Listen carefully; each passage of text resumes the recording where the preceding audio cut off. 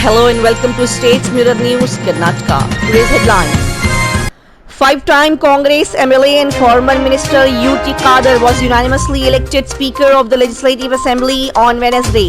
Mr. Khadar is the 23rd Speaker of the Legislative Assembly and the first Muslim to hold the post in Karnataka. Declaring their intention to boycott the inauguration of the new parliament, 19 opposition parties, including the Congress, issued a joint statement on Wednesday, saying there was no value in a new building when the soul of democracy has been sucked out from parliament.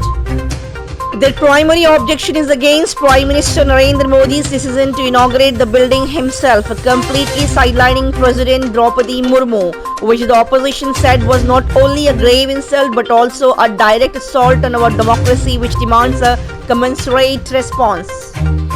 Mr. Patil and Mr. Suresh came face to face on the third floor on the Secretariat when the Congress Legislature Party meeting was going on at the conference hall. Mr. Suresh reportedly warned Mr. Patil, asking him to stop talk on the subject of Chief Minister's term.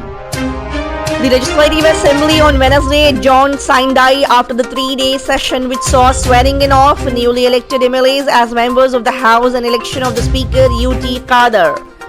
A group of over 25 intellectuals have written a letter to the Chief Minister condemning a college in Ilkal in Bagalkot district, mandating its students to watch the film The Kerala Story. In the letter, members of Jagrita Nagarikaru Karnataka have strongly condemned the circular issued by Keshav Sidas, principal of Sri Vijaya Mahantesh Ayurvedic Medical College in Ilkal, that said every BMS and postgraduate student should watch the film.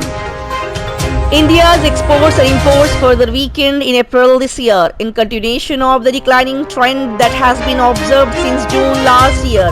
Imports declined more than exports in April, narrowing the trade deficit.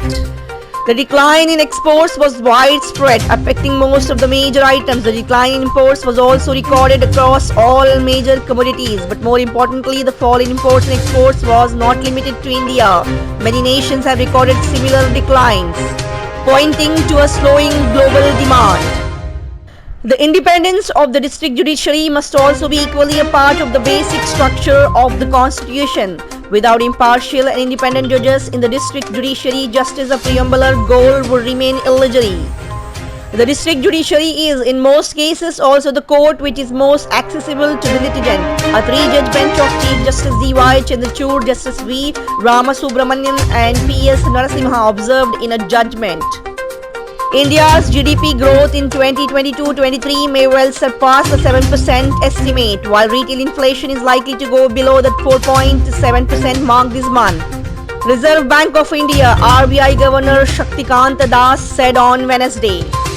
Prime Minister Narendra Modi should immediately begin talks between the leaders of the Meitei and tribal communities to restore peace in Manipur, the Congress said on Wednesday after the party's fact-finding team visited the state. Senior party leader Ajoy Kumar said that extremists had taken over the narrative in the state, leaving the two communities starkly divided. Senior BJP leader Subramanian Swamy on Wednesday opposed the plea filed by Congress leader Rahul Gandhi before a Delhi court seeking issuance of a fresh passport. Mr. Gandhi had surrendered his diplomatic passport following his disqualification as an MP on March 26 after a Surat court convicted him in a criminal defamation case over his Modi surname remark. Keep watching States Mirror News, Karnataka.